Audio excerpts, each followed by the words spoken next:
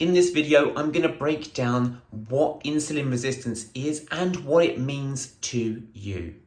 Imagine for a moment that this empty balloon is a cell in your body, and I am your pancreas working to pump out insulin.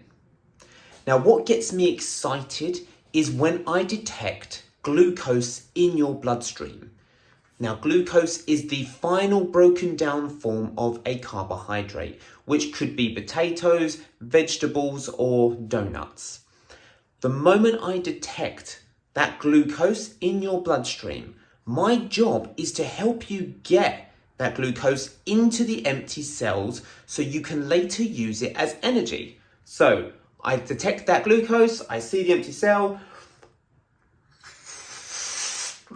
and now you've got glucose in the cell. That's my job done as your pancreas putting out insulin, making it easier for that cell to absorb it. The problem then becomes when your cell has capped out. So if you keep putting more carbohydrates or highly refined carbohydrates and creating more glucose into your blood, I'm going to keep working harder and harder, like this.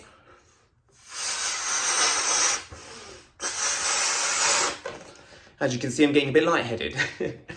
As I'm working harder and harder, your cell will reach a point where it can no longer take in any more glucose. It is capped out. There is no more room at the end. But I'm still detecting glucose. So I'm now working even harder to push it in, and I'm pushing out, as your pancreas, more insulin to help get it going. So I'm working even harder, I'm getting lightheaded, I'm losing focus, and your pancreas starts getting tired, and your cell becomes even more resistant to the insulin that is floating around in your bloodstream.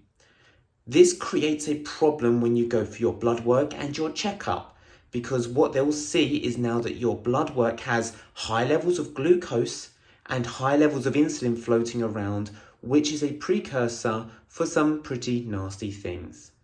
Hopefully that helps. Please drop a comment if you have any questions.